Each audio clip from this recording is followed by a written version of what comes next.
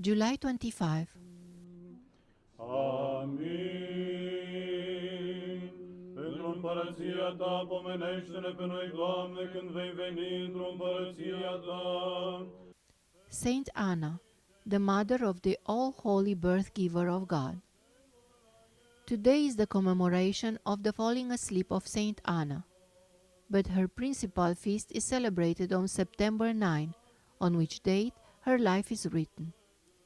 Anna was from the tribe of Levi and was the daughter of Matan the priest.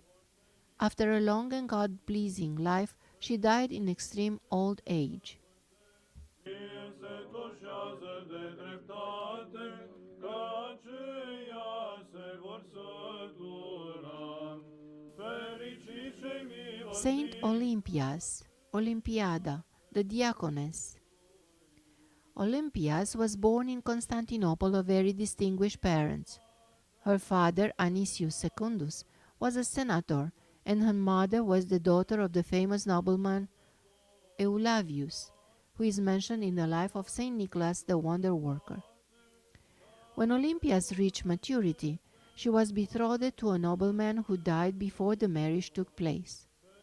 The emperor and her other relatives pressured Olympias to marry another, but in vain. She in no way desired this, and devoted herself to a God-pleasing life, giving great offerings to the churches and alms to the needy from her inherited estate.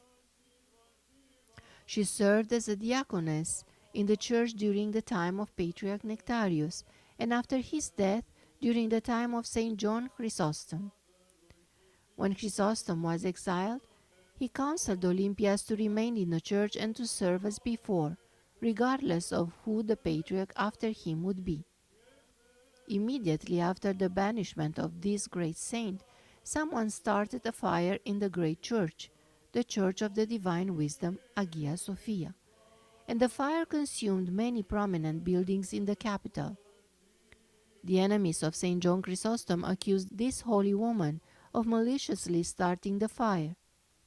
Olympias was banished from Constantinople to Nicomedia, where she died in the year 410 AD.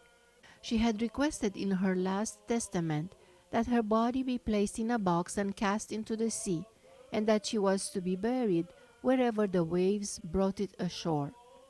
The coffin was cast ashore in the city of Rohtoi, where there was a church dedicated to the Apostle Thomas. Throughout the centuries, her relics have had the power of great healing miracles. The exiled Chrysostom wrote beautiful letters to the exiled Olympias, which even today serve as a great comfort to all those who suffer for the sake of God's justice. Among other things, Chrysostom wrote to Olympias, "Now I am very happy, not only because you have been delivered from infirmity, but even more because you are nobly enduring all difficulties, referring to them as trivialities, which is characteristic of a soul full of strength and abounding in the rich fruits of courage. For not only are you courageously enduring misfortune, but you do not even notice it when it comes, and without exertion, without labor and disturbance, do not even inform others, but rejoice and triumph over it. This serves as proof of the greatest wisdom." Letter 6.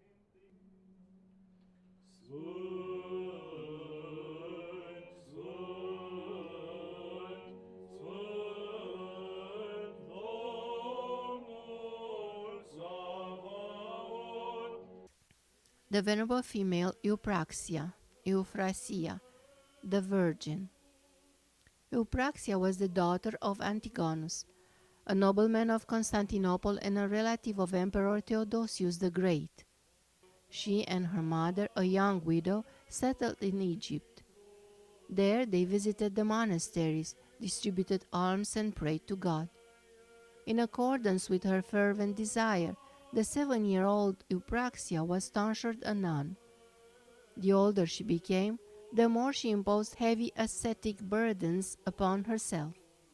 She once fasted for 40 days. She reposed in 413 AD in her 30th year. She possessed great grace from God, and heal the most serious illnesses.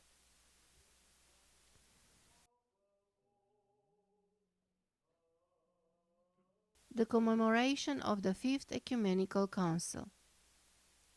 This council was convened in Constantinople during the reign of Emperor Justinian the Great in the year 553 AD. All the various heresies of monophysitism were condemned at this council, as well as the heretical writings of Theodore of Mopsuestia, Theodoret of Serus, and Origen's teachings against the resurrection of the dead.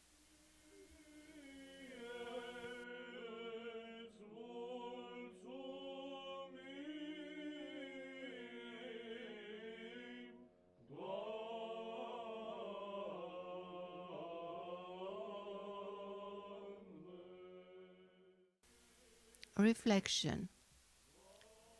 As virginity is better than marriage, so a first marriage is better than the second. Thus wrote St. John Chrysostom to the young widow of Tarasius, a deceased nobleman of Constantinople, counseling her not to enter into marriage for the second time. The Church blesses first marriages with joy, but second marriages with sorrow. Eupraxia the elder, the mother of Saint Eupraxia, and a relative of Emperor Theodosius the Great, was left a young widow following the death of her husband Antigonus, with whom she had lived as husband and wife for only 2 years and 3 months, the one more year as brother and sister by mutual vow. The emperor and empress counseled her to enter into marriage with another nobleman. She would not hear of it, but took her child Eupraxia and fled to Egypt. What then shall we say about St.Olympias and St. Eupraxia the younger? Like St. Macrina, not only were they betrothed as maidens, but when their betrothed died, they considered themselves widows, and would not even permit the thought of entering into marriage. What purity of heart! What fidelity to their betrothed! What fear of God! What clear faith in the future life, in which a betrothed maiden hopes to see her betrothed.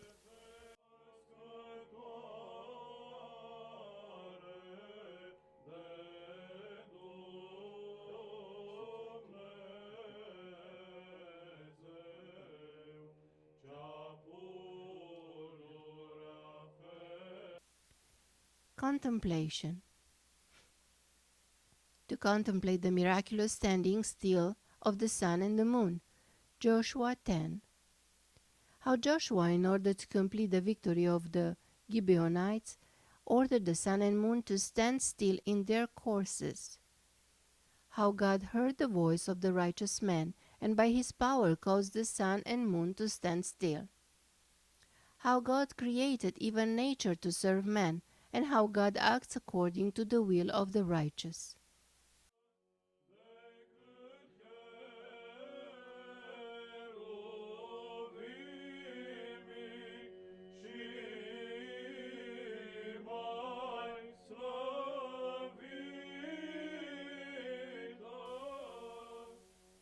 Homily about slaves who preach freedom.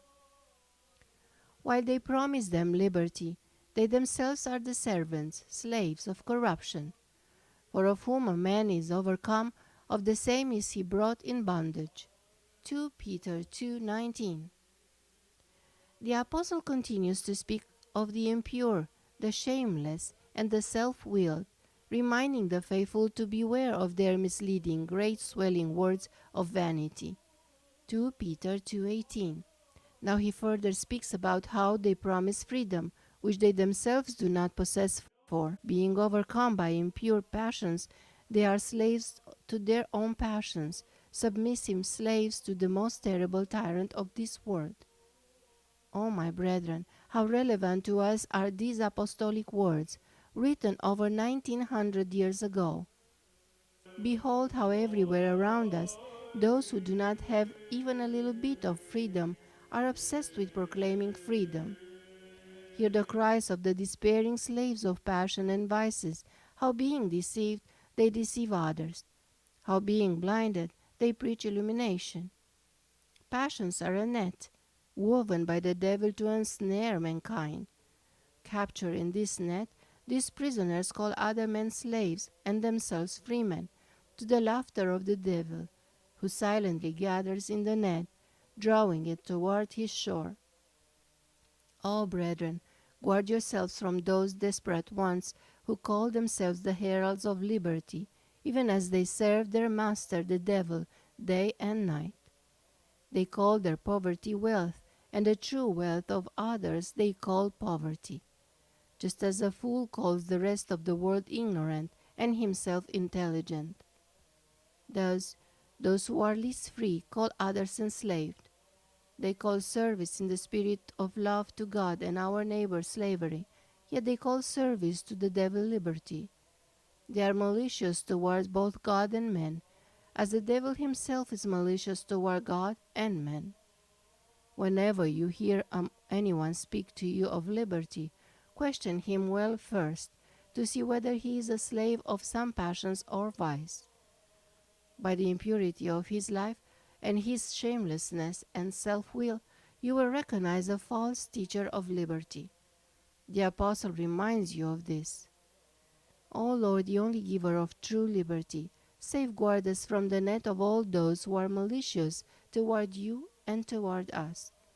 To thee be glory and praise forever. Amen.